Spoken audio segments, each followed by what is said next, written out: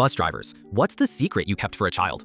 I've driven Bus 7 for 14 years. Same route, same potholes, same kids. Most drivers ignore the chaos, but I watch, especially the quiet ones.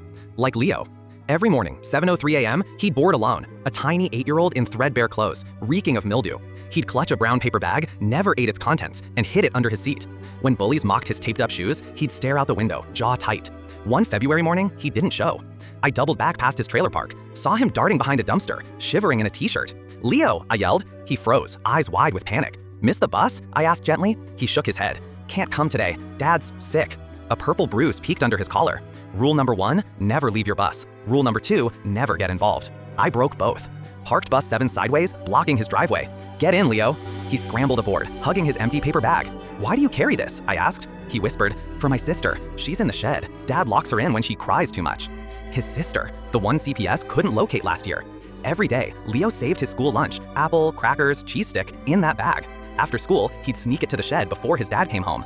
"She likes the apples best," he said, smiling for the first time. That afternoon, I followed Leo into the woods behind his trailer, watched him crawl under a padlocked shed, heard a soft voice. "Lily, you came." I called child services, again. "Shed, woods, trailer lot C," I hissed. They sighed. "We'll add it to the file." So I did something stupid. Bought a bolt cutter. At 3 a.m., I cut the shed's lock. Inside, a mattress, buckets of human waste, and a girl no younger than 6, chained to a pipe. Her wrists were scabbed. She looked like a ghost of Leo.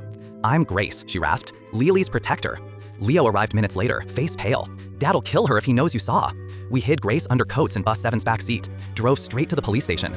Leo held his sister's hand, reciting facts like a soldier. Dad's name is Hank Vero, meth lab in the trailer's crawlspace, gun under his pillow. Cops raided the trailer, found drugs, found weapons, found photos. Grace wasn't his sister. She'd been snatched from a playground 2 states away.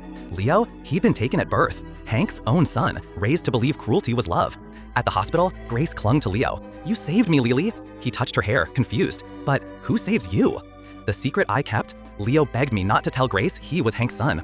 She thinks I'm her hero. Let her keep that. Now, they live with a foster family near my route. Grace boards first, always runs to hug me. Leo boards last, still quiet, but his paper bag is full now. Sandwiches, fruit, real food.